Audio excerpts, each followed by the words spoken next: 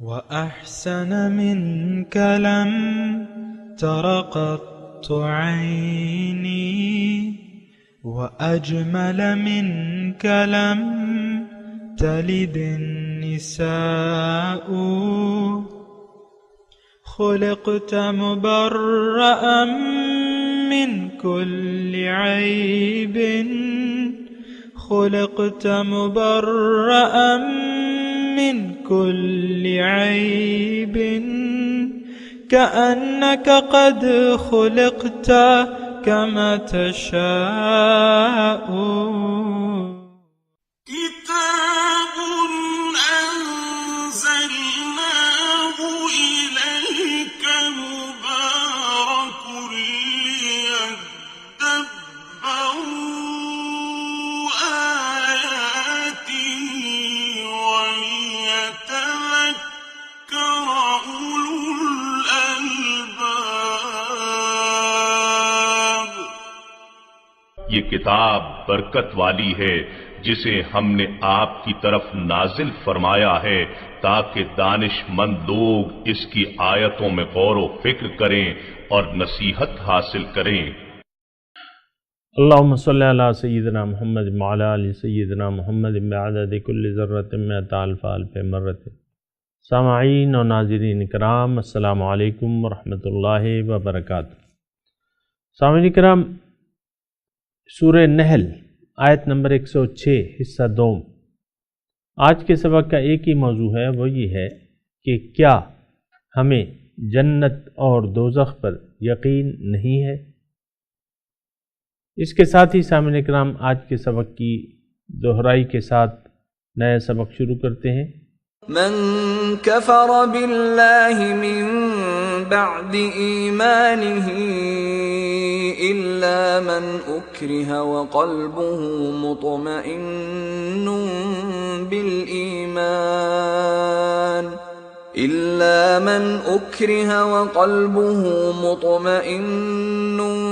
بالإيمان ولكن من شرح بالكفر صدرا فعليهم غضب من الله ولهم عذاب عظيم. جو شخص اپنے ایمان لانے کے بعد کفر کرے سوائے اس کے جسے انتہائی مجبور کر دیا گیا، مگر اس کا دل بدستور ایمان سے مطمئن ہے، لیکن ہاں وہ شخص جس نے دوبارہ شرح صدر کے ساتھ کفر اختیار کیا سو ان پر اللہ کی طرف سے غضب ہے اور ان کے لیے زبردست عذاب ہے. سامعین اکرام، سورہ نحل آیت نمبر 106 اس کا کچھ حصہ رہتا تھا. لفظی ترجمہ من کفر باللہ ہے، جس نے کفر کیا اللہ کے ساتھ، من بعد ایمانہ ہی، بعد ایمان کے، الا مگر وہ، من اکرہا جو مجبور کر دیا جائے کفر پہ، وقلبہ اور اس کا دل مطمئن ہو ایمان پہ، ولیکن من شرحا لیکن جس کا سینہ کھل جائے کفر کے لیے، وعلیہم غضب من اللہ کا غصہ ہوگا ان پہ، وَلَهُمْ عَذَابٌ عَظِيمٌ بڑا عذاب ہوگا ان پہ. سامعین کرام، یہ آیت ہم نے گزشتہ سبق میں بھی پڑھی تھی. کفر باللہ کا میں نے معنی جو بیان کیا تھا وہ یہ تھا کہ اللہ تعالیٰ کے ساتھ، دیکھیں ایمان مجمل اور ایمان مفصل اس کی ہمیں تفصیل بیان کرتا ہے. اگر کوئی کسی کا ایمان اس جیسا نہ ہو جو کہ ایمان مجمل یا مفصل میں ہے تو یہ کفر ہے اللہ کا. آمنت باللہ کما ہوا باسمائہ و صفاتہ وقبلت جمیعا احکامہ اقرار باللسان و تصدیق بالقلب، کہ میں ایمان لایا اللہ پہ جیسا کہ وہ اپنے نام اور صفات کے ساتھ ہے.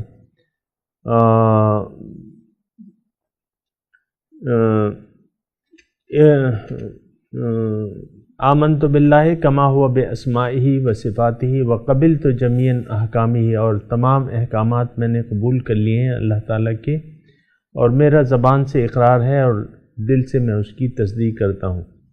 پھر آمنت باللہ و ملائکتہ و کتبہ و رسولہ والیوم الآخر والبعث بعد الموت والقدر خیرہ و شرہ من اللہ تعالی والبعث بعد الموت۔ یہ ایمان مفصل اور یہ اس کی تفصیل ہے سامعین کرام۔ یہ میں صرف اس لیے بیان کر رہا ہوں کہ ہم لوگ کہیں مغالطے میں نہ پڑ جائیں۔ اختصار کے ساتھ اگر میں ایمان باللہ کی تفصیل بیان کروں تو وہ یہ ہے کہ ہمارا دین کی بنیاد جو ہے وہ کلمہ توحید پہ ہے۔ کلمہ توحید کیا ہے؟ لا الہ الا اللہ محمد رسول اللہ، یہ کلمہ توحید ہے۔ اس کا لا الہ میں ساری جو دین ہے وہ پوشیدہ ہے۔ جو ہماری کامیابی ہے وہ لا الہ الا اللہ میں ہے۔ قولوا لا الہ الا اللہ تفلحوا۔ تو بہرحال اس کی میں نے کل تفصیل کی تھی اور میں صرف آج یہ تھوڑا سا اضافہ کرنا چاہتا ہوں۔ یہاں ہے کفر اللہ کا، تو کفر اللہ کا دیکھیں دو قسم کا ہوتا ہے، ایک تو ریئر ہے اور ایک عام ہے۔ ایک ریئر کفر وہ ہم اسے کہتے ہیں نا ملحد، کہ اللہ کو مانتے ہی نہیں ہے، الحاد، اور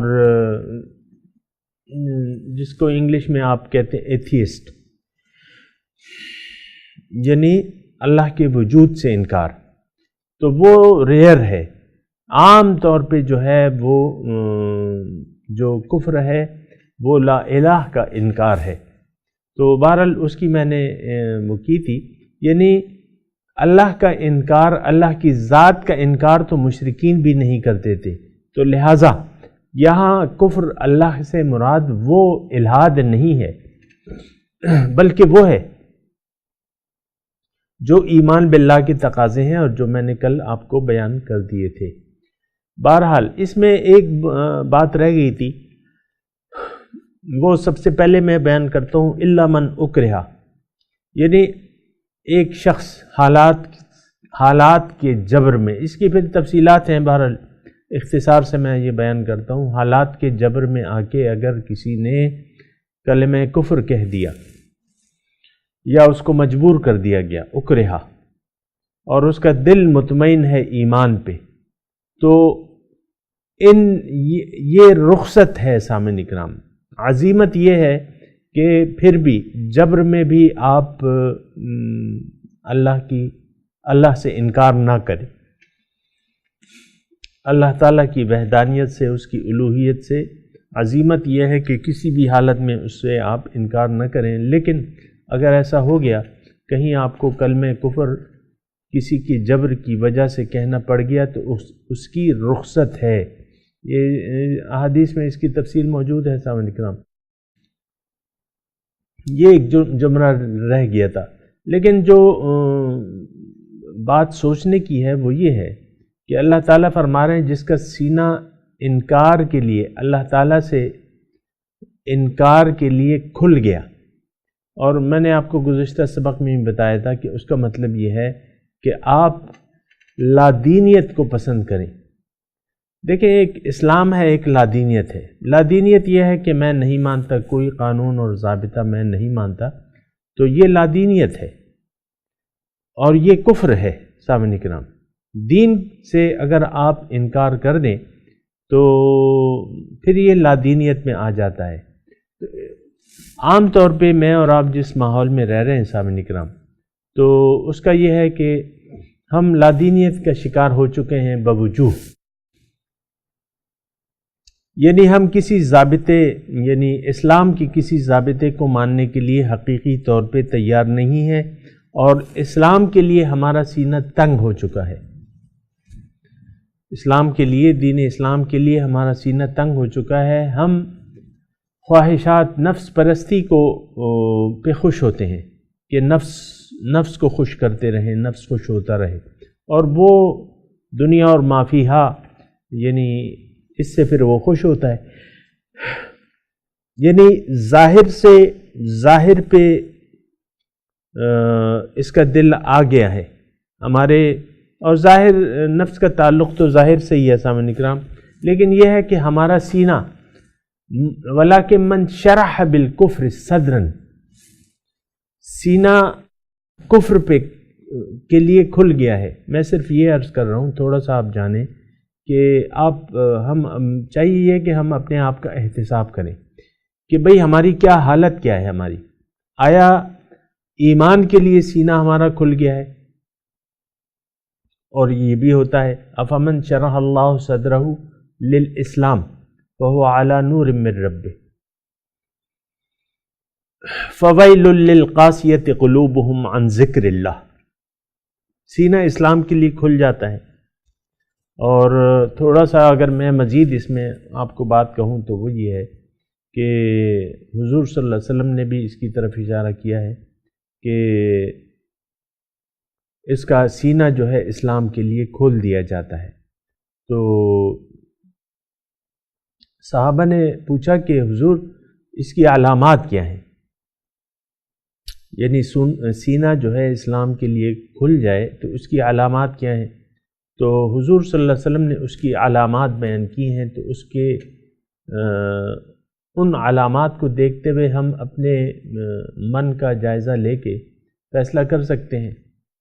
تو 3 علامات حضور صلی اللہ علیہ وسلم نے بیان کی ہیں: التجافی عن دار الغرور والانابۃ الی دار الخلود والتأہب للموت قبل الورود. یعنی جس کا سینہ اسلام کے لیے کھل جائے، حضور صلی اللہ علیہ وسلم فرماتے ہیں التجافی عن دار الغرور، اس شخص کی علامت یہ ہوگی کہ وہ دار الغرور، دھوکے کے گھر سے پرہیز کرے گا، اس میں جی نہیں لگے گا، اس کا پرہیز کرے گا. وہ التجافی عن دار الغرور والانابۃ الی دار الخلود، اور ہمیشگی کے گھر کے لیے وہ منتظر رہے گا، اس کی طرف انابت ہوگی، اس کی طرف رجوع ہوگا اس کا. پھر تیسری علامت والتأہب للموت قبل الورود، موت کے آنے سے پہلے پہلے وہ اس کی تیاری کرے گا، تیاری شروع کر دے گا. تو یہ 3 علامات ہیں. تو یہ صفات جس میں ہوں تو ان کا سینہ اسلام کے لیے کھول دیا جاتا ہے، یعنی وہ سینہ کھلا ہوا ہے اسلام کے لیے. اگر ایسا نہ ہو، کیا مطلب؟ یہ 3 صفات جس میں نہ ہوں. اور دیکھیں میں اور آپ جس معاشرے میں رہ رہے ہیں سامعین کرام، یہ 3 صفات اس میں نہیں پائی جا رہی، بلکہ اس میں برعکس صفات ہیں. مثال کے طور پہ پہلی صفت جو حضور صلی اللہ علیہ وسلم بیان کی ہے وہ التجافی عن دار الغرور، کہ دھوکے کے گھر سے یہ اجتناب کرے گا، پہلو تہی کرے گا، زیادہ نہیں چاہے گا، یعنی ضرورت کے مطابق استعمال کرے گا. التجافی، تو آپ دیکھیں کہ ہم تو یہ دھوکے کے یعنی جو متاع الغرور ہے، دھوکے کا سامان ہے، اس کے دھوکے میں آ گئے ہیں. یا جیسے کہ اللہ تعالیٰ نے ہمیں متنبہ کیا تھا کہ فلا تغرنکم الحیات الدنیا، کہ تمہیں دنیا کی زندگی دھوکے میں نہ ڈال دے. تو آج دنیا کی زندگی نے ہمیں دھوکے میں ڈال دیا ہے. اور دیکھیں میں اس کی علامات بیان کر رہا ہوں. یہ ہے کہ دنیا کے آنے پہ ہمیں خوشی ہوتی ہے، جو بھی فوائد ہمیں حاصل ہوتے ہیں دنیاوی، اس کے لیے اس کو ہم ایک خوشخبری تصور کرتے ہیں. خوشخبری مطلب یہ ہے کہ ہم پیسہ آ رہا ہے اور کاروبار چمک اٹھا ہے، پیسہ آ رہا ہے اور لڑی لگ گئی ہے پیسوں کی، تو اس پہ ہم خوش ہوتے ہیں.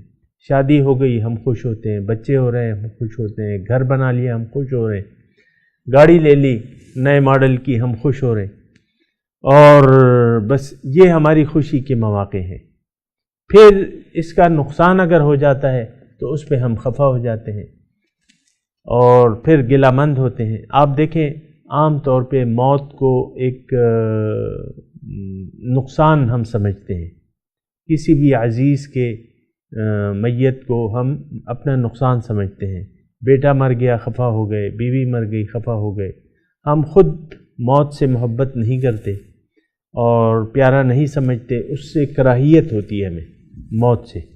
زندگی کو چاہتے ہیں، زندگی سے پیار، زندگی سے پیار ہے اور موت سے وہ ہے اکراہ ہے، اس کو وہ پسند نہیں کرتے. تو پھر آپ دیکھیں کہ کاروبار میں گھاٹا ہو گیا، ہم خفا ہوتے ہیں، اور بیٹا مر گیا ہم خفا ہو رہے ہیں، یا مکان نہیں ہے ہم خفا ہو رہے ہیں مثال کے طور پہ، اور یا دیگر جو بھی نقصان ہو جاتا ہے ہم اس پہ خفا، یعنی دنیا کے آنے پہ خوش اور جانے پہ ناخوش۔ پھر اسی کے لیے ساری جد و جہد ہے، یعنی التجافی عن دار الغرور کے برعکس ہے ہمارا فعل۔ التجافی عن دار الغرور کا مطلب کیا ہے کہ یہ دنیا سے پہلو تہی کرے گا، نہیں، ہم جو ہے دنیا کی طرف زیادہ سے زیادہ ہم مائل ہونا چاہتے ہیں، زیادہ سے زیادہ دنیا حاصل کرنا چاہتے ہیں۔ تو یہ دیکھیں، مطلب آپ خود اندازہ لگائیں، خود اپنا احتساب کریں کہ ہم میں یہ صفات کتنی پائی جاتی ہیں۔ پھر والانابۃ الی دار الخلود، دار الخلود ہمیشگی کے گھر کی طرف انابت، توجہ، رجوع۔ آپ دیکھیں وہ اس سے عملاً ہم انکاری ہیں، جو ہمیشگی کا گھر ہماری موت کے بعد جو زندگی شروع ہونے والی ہے اس سے ہم عملاً انکاری ہیں۔ اور میں آپ کو کہتا ہوں کہ آج ہم دوزخ کو عملاً نہیں مانتے، اس پہ یقین نہیں ہے ہمارا، جنت پہ عملاً یقین نہیں ہے، اللہ کی توحید پہ یقین نہیں ہے سامنے کرام، اور رسول کی رسالت پر ایمان نہیں ہے، یقین نہیں ہے۔ جبھی تو رسول کا اتباع نہیں ہے، جبھی تو اللہ تعالیٰ کے احکامات کی پیروی نہیں ہے، اور جبھی تو ہم نے اللہ کے حکم کے سامنے سر نہیں جھکایا ہے اور نہ جھکانا چاہتے ہیں۔ پھر دوزخ سے بچنے کے اعمال ہم نہیں کر رہے، بلکہ یہ معاشرہ دوزخ میں جانے کے زیادہ سے زیادہ اسباب تلاش کر رہا ہے۔ یعنی جس طرح ہم نے اپنی زندگی گزار رہے ہیں نا سامنے کرام، یہ کیا ہے، اس سے عملاً یہ ہوتا ہے کہ ہم زیادہ سے زیادہ دوزخ کے لیے تیاری کر رہے ہیں۔ دوزخ کیا ہے؟ الراشی والمرتشی فی النار ہے سامنے کرام، مال حرام کھانے والا دوزخ میں ہے، اور سود ہم کھا رہے ہیں، اللہ تعالیٰ سے ہم نے اعلان جنگ کیا ہوا ہے اجتماعی طور پہ۔ آپ دیکھ لیں، ریاست کو دیکھ لیں، وہ سود کو بڑھاوا دے رہی ہے اور اس پہ ہم خوش ہیں۔ فحاشی، عریانی، جو کہ آگ کے سے کھیلنے کے مترادف ہیں، اس سے ہم جو ہے استفادہ کر رہے ہیں، مزید اس کا بڑھاوا چاہتے ہیں۔ برہنگی، اس کو ہم مزید بڑھاوا دینا چاہتے ہیں۔ ہمارے آپ دیکھ لیں جو بھی میڈیا ہاؤسز ہیں، وہ برہنگی کو زیادہ سے زیادہ، یہ اختلاط مرد و زن جس کی سختی سے ممانعت ہے اسلام میں، اس کو ہم، یہ ہمارے میڈیا ہاؤس والے کیا ہیں سامنے کا، یہ ہم ہیں یہ دھوکے میں نہ پڑیں، یہ کوئی اور ہے، یہ حکمران بھی ہم ہیں، یہ میڈیا ہاؤس والے بھی ہم ہیں، یہ سارے ادارے، یعنی دیکھیں قوم، یہ تو ہم سے ہی ہے، یہ سارے ادارے ہمارے دم سے ہیں۔ ہم عوام نہ ہوں تو پھر یہ ادارے بھی نہیں ہوں گے، نہ وزیر اعظم ہوگا، نہ آرمی چیف ہوگا، نہ چیف جسٹس ہوگا، نہ یہ کچھ بھی ہوگا۔ نہیں، اس سے آپ فرار نہیں کر سکتے کہ یہ بڑے ہمارے خراب ہیں، ہم خود خراب ہیں۔ اکثر تو آپ دیکھتے ہیں ہمارے بعض سیاستدان یا ہم خود حکومت کو مورد الزام ٹھہراتے ہیں یا اپنے بڑوں کو مورد الزام ٹھہراتے ہیں، ہم خود سب سے زیادہ کرپٹ ہیں۔ تو یہ ہے کہ والانابۃ الی دار الخلود کا میں بات کر رہا تھا سامعین کرام، کہ ہمیشگی کا جو گھر ہے اس میں اس سے ہم پہلو تہی کر رہے ہیں، اس کے لیے کوئی تیاری نہیں ہے سامعین کرام۔ ساری تیاری جو ہے وہ دنیا کی ہے اور دنیا میں رہنے کی ہے۔ 7 پشتوں کا مال کسی کے پاس ہو بھی تب بھی جو ہے وہ مزید کے لیے وہ اس پہ بس نہیں کرے گا اور حل میں مزید کی صدا لگائے گا کہ کچھ اور چاہیے۔ تو تیسری جو تھی وَالتَّأَهُّبُ لِلْمَوْتِ قبل الورود، موت کے آنے سے پہلے اس کی تیاری۔ تو یہ بھی ہمارا قومی المیہ ہے کہ ہم ایسا نہیں کر رہے۔ ہم موت کی تیاری تو ہے ہی نہیں، بلکہ حیات بعد الموت پہ ہمارا ایمان نہیں ہے سامعین کرام۔ اگر ہے تو وہ طوطی کی طرح ہے، طوطا جیسے کلمہ پڑھتا ہے نا اور سمجھتا نہیں ہے، اسی طرح ہمارا جو ہم کہہ رہے ہیں کہ ہم آخرت کو مانتے ہیں، حقیقت میں ہم نہیں مانتے سامعین کرام۔ تو جب نہیں مانتے عملی طور پہ تو پھر تو دنیا ہے اور ساری کوششیں دنیا کے لیے ہیں۔ آپ دیکھ لیں تھوڑا سا، یعنی اس بات پہ سوچیں کہ ہماری ساری توجہ جو ہے اجتماعی طور پہ قومی سطح پہ ظاہر کی طرف ہے، ظاہر کی طرف ہے۔ تو پھر یہ ہے کہ یہ 3 صفات ہیں۔ میں اصل میں بات کر رہا تھا شرح صدر کی، جو کفر پہ راضی ہیں، جو کفر پہ راضی ہیں اللہ کا غضب ہوگا اس پہ سامعین کرام۔ جس کا سینہ کفر کے لیے کھل گیا، اور کفر میں نے آپ کو بیان کر دیا یہ سب کفر ہے جس میں ہم مبتلا ہو رہے ہیں۔ اور کفر کا میں نے گزشتہ سبق میں بات کی تھی آپ کو کہ کفر حقیقت میں ناشکری ہے۔ ہم اللہ تعالیٰ کی ایک جملہ میں کہنے جا رہا ہوں، اس کو ذرا غور سے سنیں۔ اللہ تعالیٰ کی جو دی ہوئی نعمتیں ہیں، جس کا میں نے گزشتہ سبق میں تذکرہ کیا تھا، اس کو صحیح معنوں میں استعمال کرنے کے لیے ہم تیار نہیں ہیں۔ وَلَكِن مَّن شَرَحَ بِالْكُفْرِ صَدْرًا۔ سامعین اکرام خوب سوچیں، یہ نہیں کہ بس یہ 1450 سال پہلے کا نازل ہوا قرآن ہے اور یہ فلانے کے متعلق تھا اور یہ آیت فلانے کے متعلق تھی۔ بھئی ہمارے لیے کیا ہے؟ قرآن اگر فلانے کے لیے ہے، اور یقیناً شان نزول کے حساب سے ہر آیت کا ایک شان نزول تو ہے، لیکن ہمارے لیے کیا ہے؟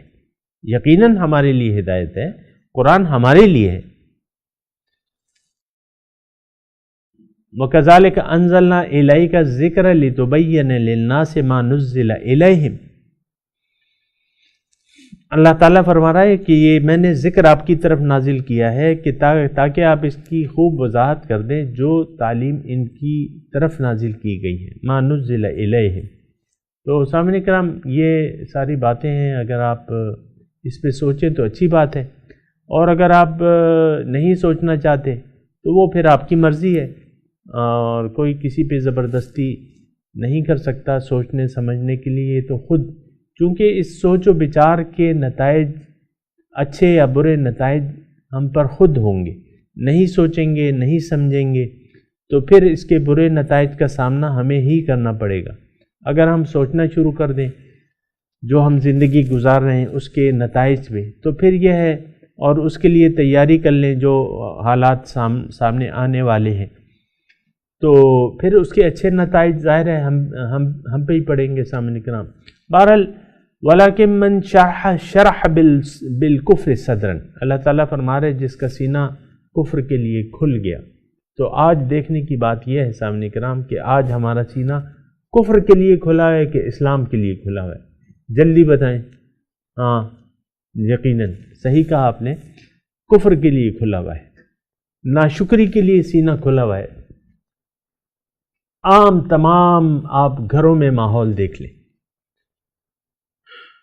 جو اکائی ہے خاندان کی، بیوی شوہر اولاد، یہ سب ہم لوگ کفر پہ راضی ہیں، ناشکری پہ راضی ہیں، اللہ تعالیٰ کی نعمتوں کو اس کی صحیح استعمال کرنے سے انکاری ہیں۔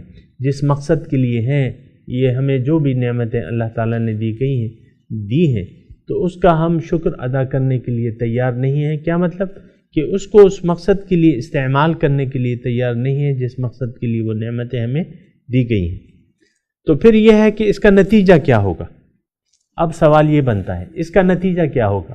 فَعَلَيْهِمْ غَضَبٌ مِّنَ اللَّهِ، ان پہ اللہ کا غصہ ہوگا۔ ظاہر ہے ان سے تو اللہ کیسے راضی ہوگا؟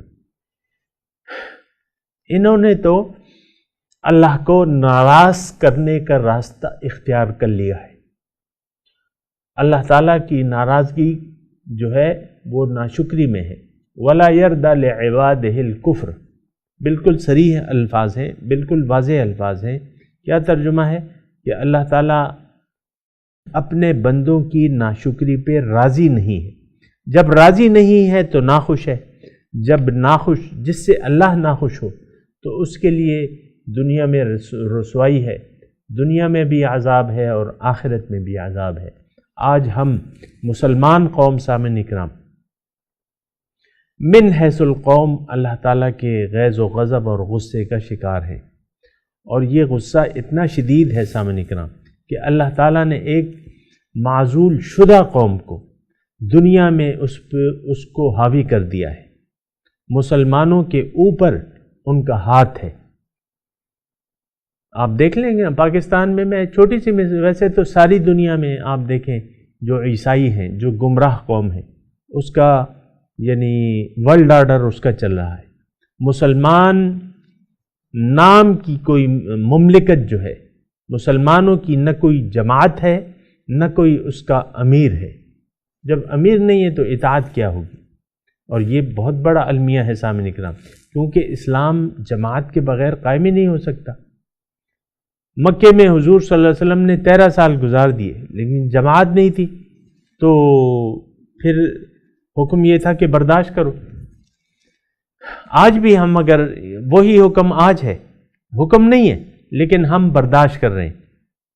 امریکہ بہادر کی عرب چھوٹی سی مملکت ہے اسرائیل، یہودی، جو اللہ کے غصے کا شکار ہو گئی ہے، چھوٹی سی مملکت ہے، لیکن تمام آپ دیکھیں جو جہاں سے اسلام آیا تھا وہ پارا پارا ہو گئی ہیں۔ یہ ابو دبئی ہے، یہ شام ہے، یہ مصر ہے، یہ سعودی عرب ہے، اور یہ جناب آپ گنتے جائیں اپنے، یعنی آپ تقسیم ہو گئے۔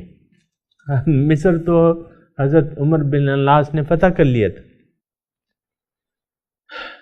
آج تو میں یہ کہہ رہا ہوں کہ یہ سب ہم ٹکڑے ٹکڑے ہو گئے، عرب ٹکڑے ٹکڑے ہو گئے، قطر ہے، بحرین ہے، وغیرہ وغیرہ جو بھی ہے۔ پھر ایک چھوٹی سی مملکت ہے اسرائیل، اس کے خلاف کوئی نہیں بولتا، نہ مصر بول رہا ہے، نہ سعودی عرب بول رہا ہے، نہ فلاں نہ فلاں نہ فلاں، اور آپس میں ایک دوسرے کے خلاف لڑ رہے ہیں۔ یہ مسلمانوں کو کون مار رہا ہے؟ شام میں اور عراق میں مسلمانوں کو کون قتل کر رہا ہے؟ ہم خود اپنے آپ کو قتل کر رہے ہیں، خانہ جنگی کا شکار ہیں سامعین کرام۔ سعودی عرب جو ہے ہمارے یمن میں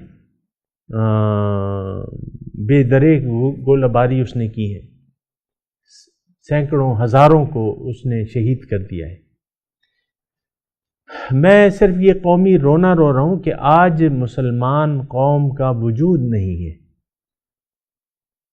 اجتماعی طور پہ، نہ مسلمانوں کی کوئی جماعت ہے، نہ کوئی اس کا امیر ہے۔ اسلام کی حکومتیں پارا پارا ہو چکی ہیں، اور اس کو ہم اسلامک اسٹیٹ کا نام نہیں دے سکتے سامعین کرام۔ یہ اسلامک اسٹیٹ نہیں ہے۔ ان میں تو دیکھیں وہ سب سے بڑی مملکت جو اللہ تعالیٰ نے ہمیں دی تھی شب قدر کی رات کو، اس سے ہم نے کیا سلوک کیا ہے؟ اسلام کے نام پہ اللہ تعالیٰ نے ہمیں یہ دیا تھا، اور آپ نے نعرہ لگایا تھا کہ پاکستان کا مطلب کیا، لا الہ الا اللہ۔ آج آپ اس کے ساتھ کیا کھلواڑ کر رہے ہیں؟ بس ایک دوسرے کی ٹانگیں کھینچ رہے ہیں۔ جو اقتدار میں ہے اور جو اب یہ سب جو ہے اقتدار کے پجاری ہیں سامنے کے۔ بہرحال میں تلاوت کرتا ہوں، آپ میرے ساتھ دہرائیے۔ اعوذ باللہ من الشیطان الرجیم، بسم اللہ الرحمن الرحیم۔ من کفر باللہ من بعد ایمانہ الا من اکرہ وقلبہ مطمئن بالایمان ولکن من شرح بالکفر صدرا فعلیہم غضب من اللہ وَلَهُمْ عَذَابٌ عَظِيمٌ۔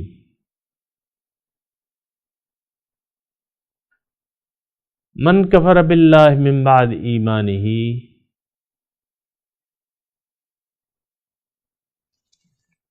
ترجمہ سنا دیجیے۔ جس نے کفر کیا اللہ کے ساتھ بعد ایمان کے، الا من اکرہ، مگر وہ نہیں جس کو مجبور کر دیا جائے کلمہ کفر پہ، وقلبہ مطمئن بالایمان، اور اس کا دل اطمینان پہ ہو ایمان کی حالت میں۔ ولیکن من شرح بالکفر صدرا، مگر وہ جس کا سینہ کھل گیا کفر کے لیے، فعلیہم غضب من اللہ، ان پہ اللہ کا غصہ ہوگا، ولہم عذاب عظیم، اور ان کے لیے عظیم عذاب ہوگا۔ سامعین کرام، اب اس آیت کی تلاوت اور ترجمہ سنتے ہیں۔ من كفر بالله من بعد إيمانه إلا من أكره وقلبه